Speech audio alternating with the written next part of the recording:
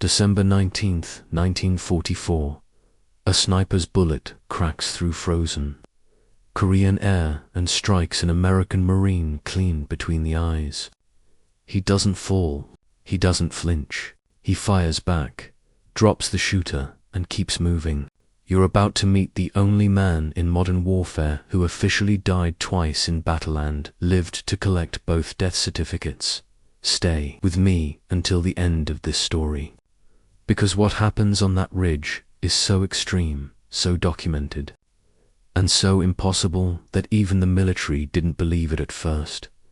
His name is Hershel Woodrow Williams, but on a nameless volcanic island in the Pacific, surrounded by Japanese machine gun nests so tightly packed they turned an entire hillside into a slaughterhouse. His fellow Marines start calling him something else, crazy, not as an insult, as a fact, because what he's about to do with 72 pounds of flamethrower fuel on his back doesn't fit inside the boundaries of sanity, training, or survival instinct. This is not a story about a hero who wanted glory. This is a story about a farm kid from West Virginia who watched his best friends get shredded by bullets fired from concrete bunkers they couldn't even see. A man who decided that if he was going to die on that ridge anyway, he might as well take the entire Japanese defensive line with him. The island is Iwo Jima. The date is February 23rd, 1945, and the maps drawn by American intelligence officers label 1, a specific section of terrain with 2 words that tell you everything you need to know: Suicide Point by the time the sun sets. Hershel Williams will turn that name into a prophecy, but not for himself. Let's rewind 7 hours. Dawn breaks over Iwo Jima's black volcanic sand, and the Marines of the 21st Regiment are already pinned down. They've been trying to advance across a 700-yard stretch of open ground for 3 days. Every attempt ends the same way. Machine gun fire erupts from hidden pillboxes buried into the ridge. Mortar shells rain down from positions they can't locate, and men die before they make it 20 feet. This isn't a battlefield. It's a killing floor designed by engineers who studied every lesson from 3 years of Pacific Island warfare. The Japanese commanders on Iwo Jima know they can't win. They've known it since the American fleet appeared on the horizon. Their orders aren't to hold the island. Their orders are to kill as many Marines as possible before they die themselves. So they dig. They carve 11 miles of tunnels into solid rock. They pour reinforced concrete over machine gun nests and camouflage the firing slits with volcanic ash. They position interlocking fields of fire so that every approach is covered by at least 3 separate guns. And they wait. When the Marines advance that morning, they walk straight into a pre-designed death trap. Rifle fire is useless. The bullets spark off concrete and disappear into the dark. Grenades bounce off the bunker roofs. Bazookas leave scorch marks, but no structural damage. Artillery barely scratches the surface. Hershel Williams watches this from a shallow crater 50 yards back. He's a corporal, 21 years old, 5'6". He grew up on a dairy farm in Quiet Dell, West Virginia, milking cows before sunrise and plowing fields until his hands bled. He enlisted in 1943, trained as a flamethrower operator, job with one of the highest mortality rates in the Marine Corps, and survived campaigns in Guam and the Marshall Islands without a scratch. But Iwo Jima is different. He's already lost 11 men from his unit in the first 2 days. And now, as he watches another squad get cut apart trying to reach the ridge, something inside him goes cold. Not afraid. Not angry, cold. He turns to his commanding officer, Captain Howard Chambers, and says 6 words. "Let me take a flamethrower up." Chambers stares at him. because they both know what that sentence means. The flamethrower weighs 72 pounds fully loaded. It reduces your mobility to a crawl. It makes you the highest priority target on the battlefield. Every Japanese soldier is trained to shoot the flamethrower operator first, because one well-aimed bullet into the fuel tanks turns you into a human fireball. The average life expectancy of a flamethrower operator in direct combat is measured in minutes. But Chambers also knows they're out of options. So he nods, and Hershel Williams straps 72 pounds of napalm to his back and walks toward suicide point. Here's what happens next. And every detail is documented in official Marine Corps combat reports, eyewitness testimony, and the Medal of Honor citation that will be written 4 months later. Williams doesn't run. He walks, slowly, deliberately, for riflemen move with him, volunteers assigned to cover his flanks while he works. Because a man carrying a flamethrower can't defend himself. Their job is to keep him alive long enough to reach the first bunker. The Japanese gunners spot him immediately. Bullets cracked past his head. Mortar rounds churn up the volcanic sand around his boots. One round lands so close it throws him off his feet, but he rolls, gets up, keeps moving. 30 yards from the ridge, 20, 10. The first pillbox is a reinforced concrete dome with a firing slit barely 8 inches wide. Machine gun tracers pour out in steady bursts, pinning down an entire platoon 40 yards to Williams' left. He circles around to the blind side, steadies himself, and pulls the flamethrower's trigger. Liquid fire roars out in a 40-foot jet. It pours through the firing slit, floods the interior, and turns the bunker into an oven. The machine gun stops. Black smoke boils out of the aperture. Williams moves to the next target before the first bunker stops burning. Bunker 2. Same tactic. This one has a reinforced steel door. Williams melts the hinges, kicks it open, and floods the interior with napalm. 7 Japanese soldiers stumble out, uniforms on fire, and are cut down by the covering riflemen. Bunker 3. Bunker 4. Williams is moving like a machine now, methodical and unstoppable. Each pillbox takes between 90 seconds and 3 minutes to neutralize.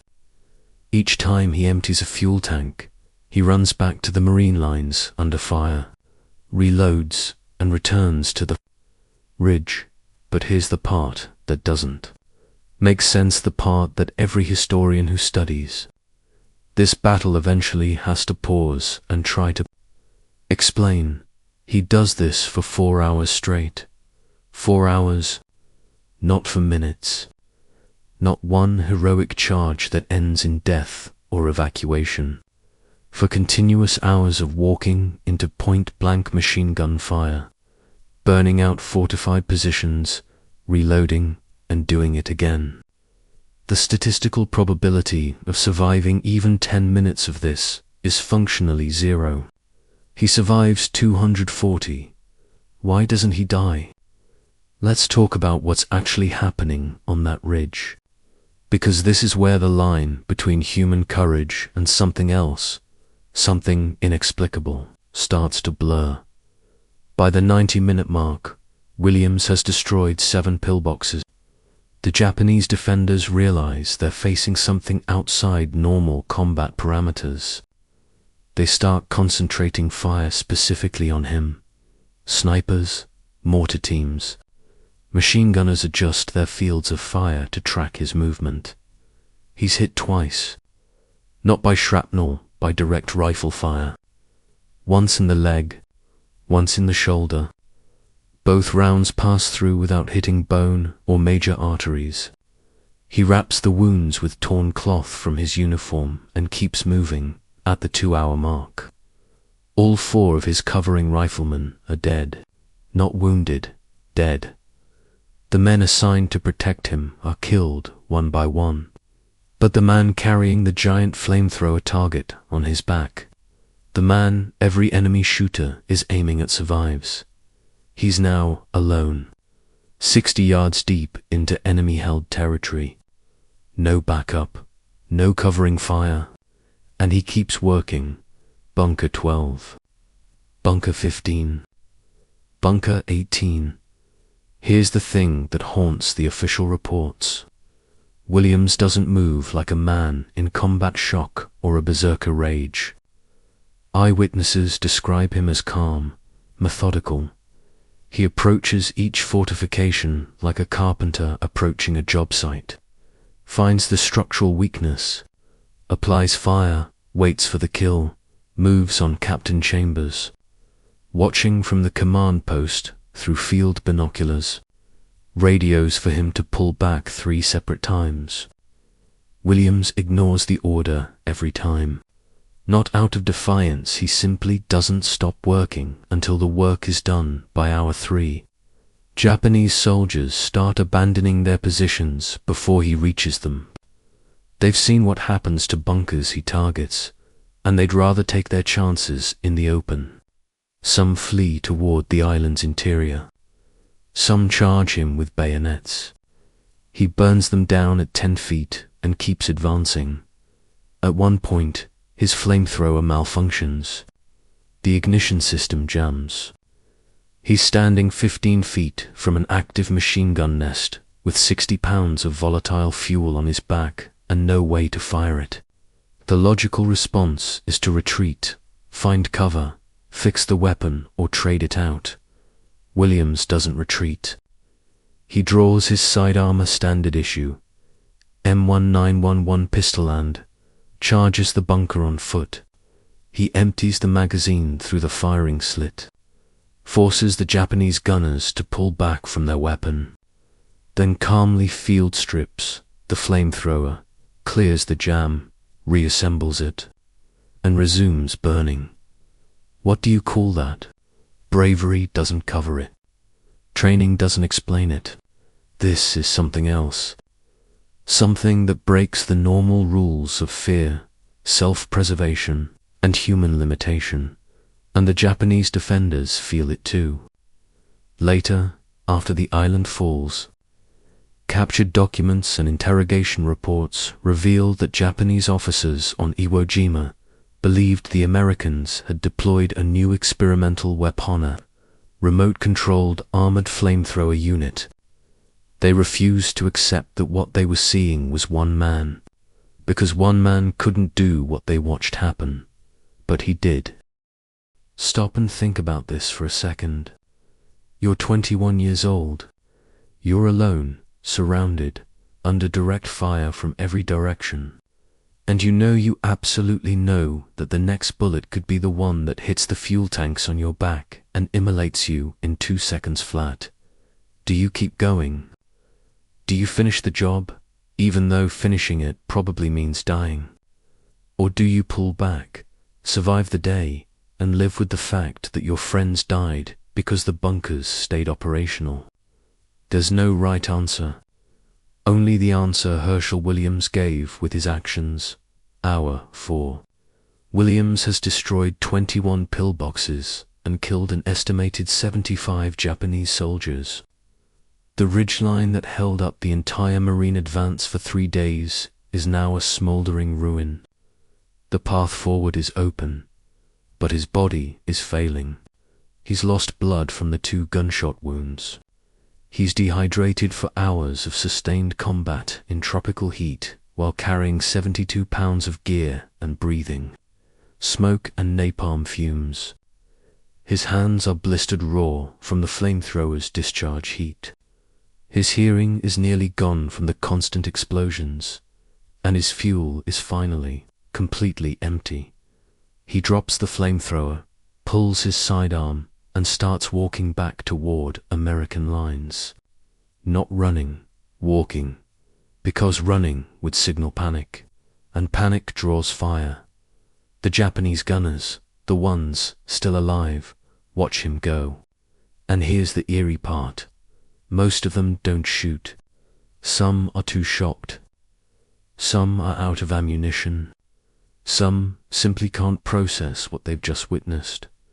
Williams crosses 200 yards of open ground, alone, unarmed, except for a pistol, and makes it back to the Marine perimeter without taking another hit. When he reaches the command post, Captain Chambers grabs him by the shoulders and just stares, because the man standing in front of him should not be alive. By every rule of mathematics, tactics, and combat probability, Hershel Williams should be dead 100 times over. But he's not. He's standing there, covered in ash and blood and scorched napalm residue, and the first thing he says is, "We can move up now." The ridge is clear, and they do. Within 30 minutes, the 21st Regiment advances past the position that killed dozens of Marines over 3 days. They take the ridge without losing another man.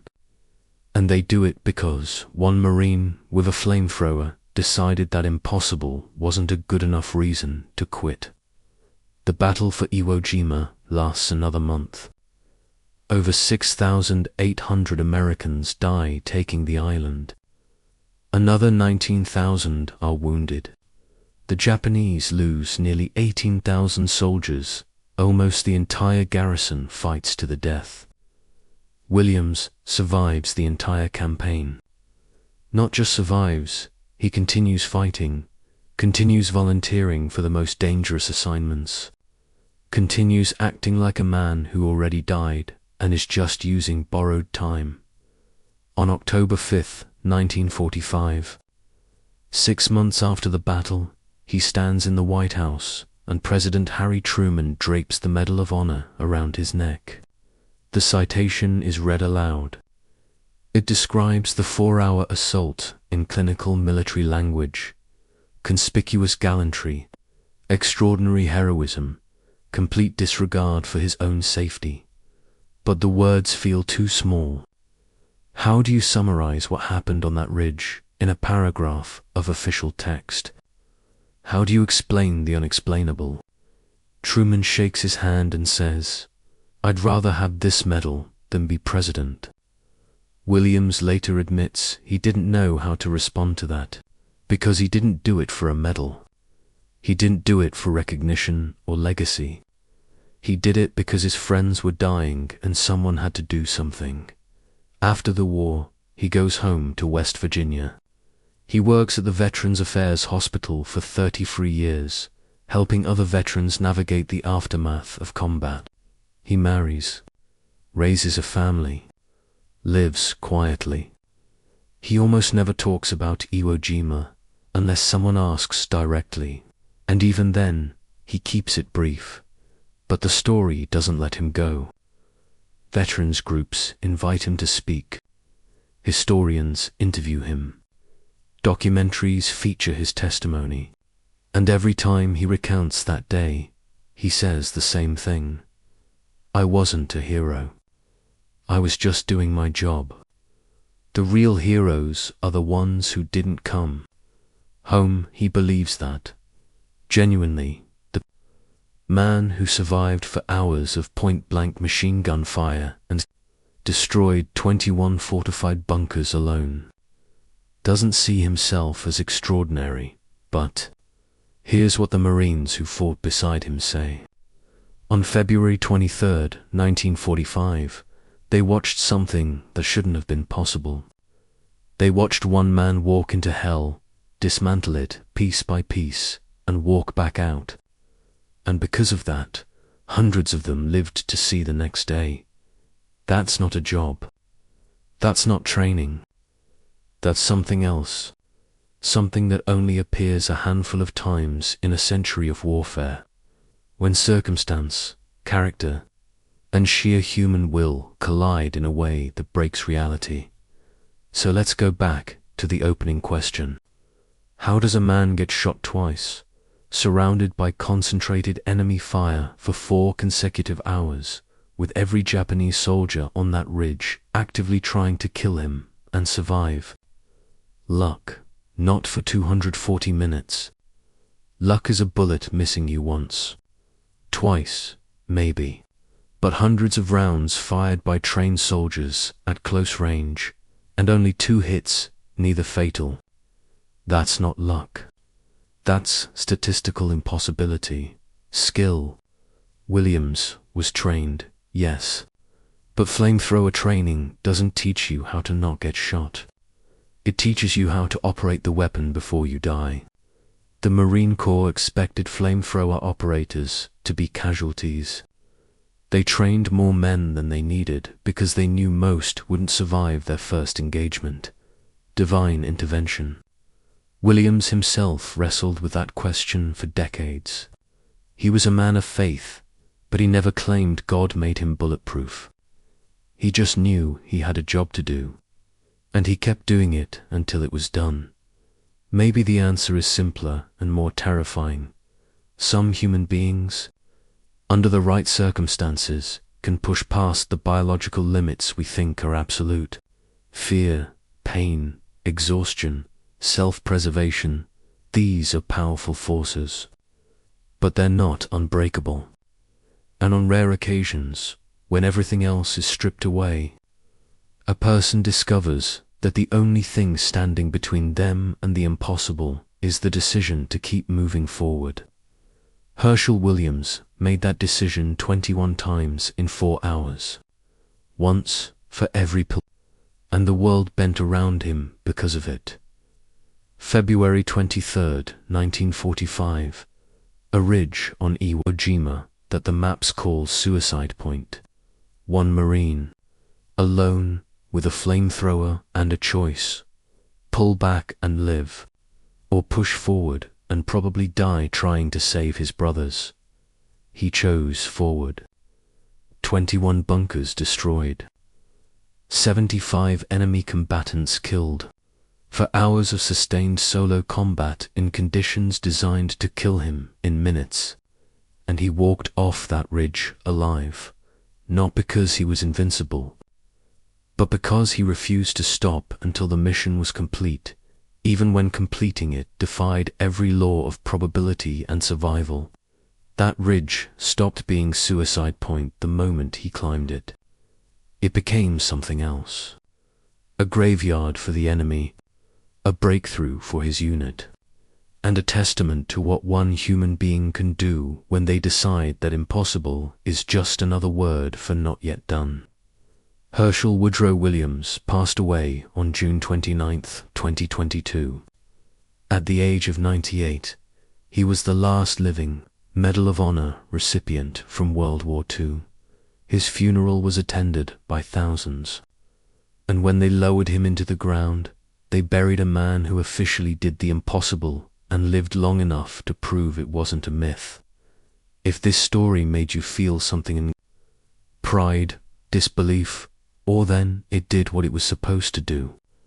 These moments in history aren't just facts and dates. They're reminders of what we're capable of when everything is on the line. Hit that like button if you stayed until the end. Subscribe, because I bring you stories like this, real, documented, impossible but true events that most people never hear about. And check out the video I'm putting in the description next. It's about another forgotten hero who did something so extreme. The military didn't believe his own report until they saw the battlefield for themselves.